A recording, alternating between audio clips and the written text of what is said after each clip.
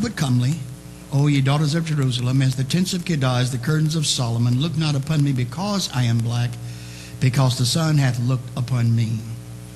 I want to talk to you this morning from this thing. Come on, say it with me. Just because I'm black. Sit down in the presence of the Lord, won't you?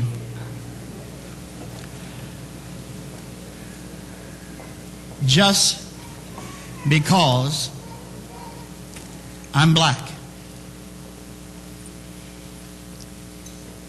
The Song of Solomon tells the story of the young Shulamite girl who is enthralled with King Solomon.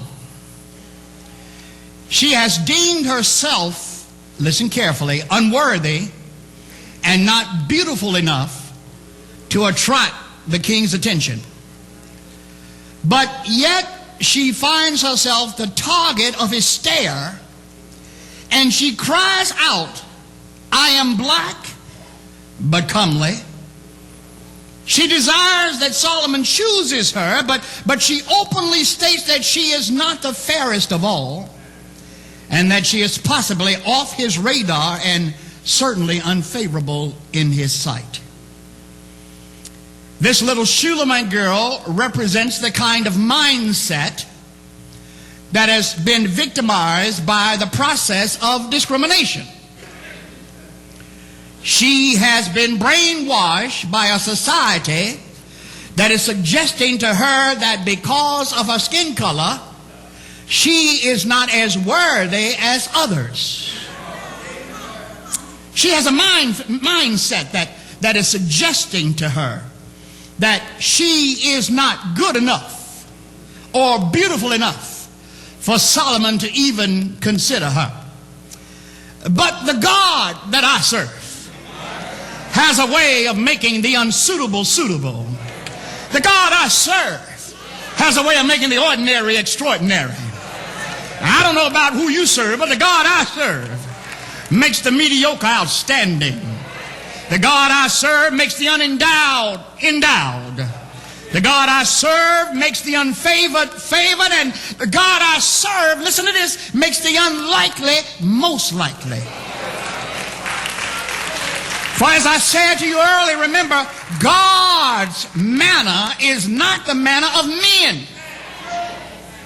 I was talking about this prior to the sermon. You cannot use the attitude of rational thinking of men on earth and think that God thinks that way.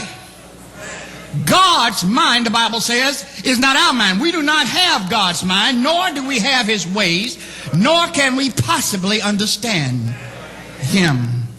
This little Shulamite is not saying, get this closely now, she is not saying choose me because I'm black. She's actually saying you might not choose me because I am black.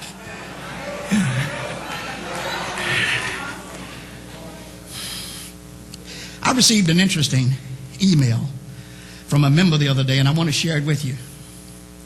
A white man asked his black friend, are you voting for Barack Obama just because he's black? The black man responded by saying, why not? In this country, black men are profiled and pulled over every day just because they're black. People are passed over for promotions every day just because they're black.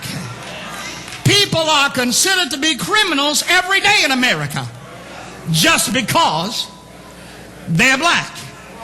And then there are going to be thousands of you who won't vote for Barack Obama. Why? Just because he's black. However, you don't seem to have a problem with that.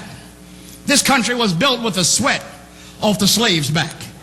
And now a descendant of those same slaves has a chance to lead the same country where we weren't even considered to be human beings, where we weren't allowed to be educated, where we couldn't drink from the same water fountains, couldn't be buried in the same cemetery, couldn't have our babies in the same hospital, couldn't go to the same schools. And now you ask me if I'm going to vote for a man because he's black. Yes, I am.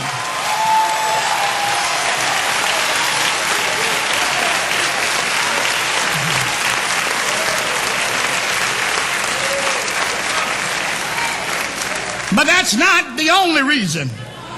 It's not just because he's black by itself, but it's because he stands for hope. He stands for change. And he now allows all of us the opportunity to understand that when our children and our grandchildren come to us one day and say, I want to be president of the United States, it's not a pipe dream anymore.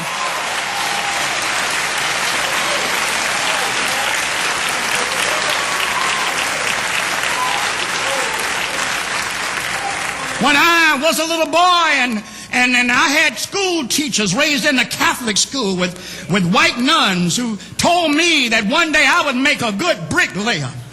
When I had people tell me one day I'd make a good carpenter, and I ain't putting down bricklaying and carpenting because you make good money doing that.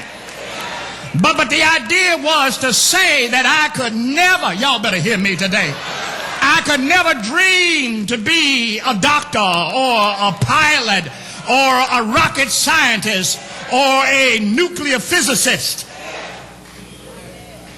Yeah, but not just because he's black.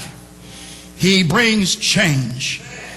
He brings a whole new concept of what America has really always been about.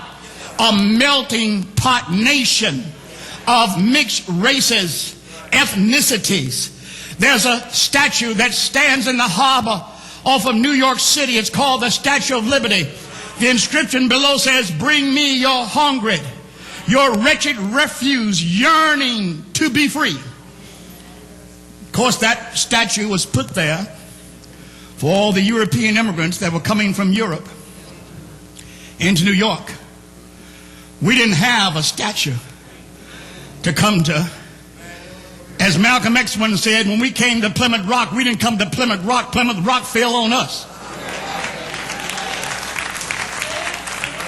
We didn't buy passage to America on a steamship.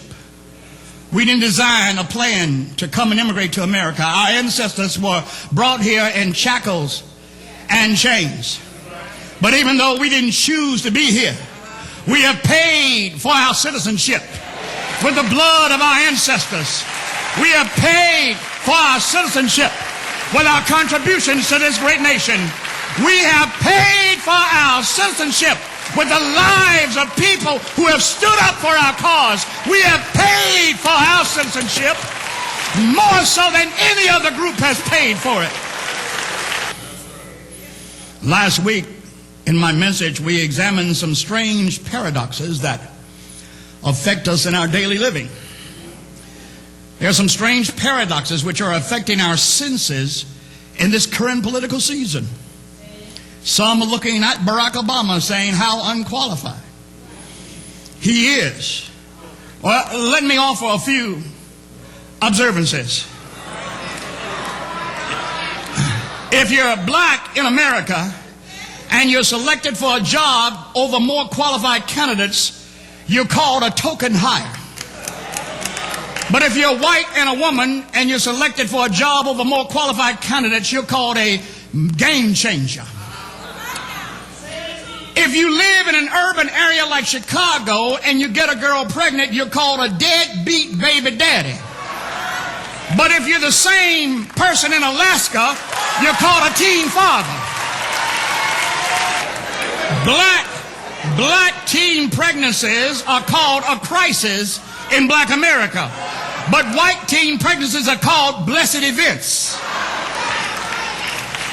If you grow up in Hawaii, you're exotic. But if you grow up in Alaska eating moose burgers, you're a quintessential American story. If you name your child Barack, you're unpatriotic. But if you name your kids Piper, Track, Willow, and Trig, you're colorful.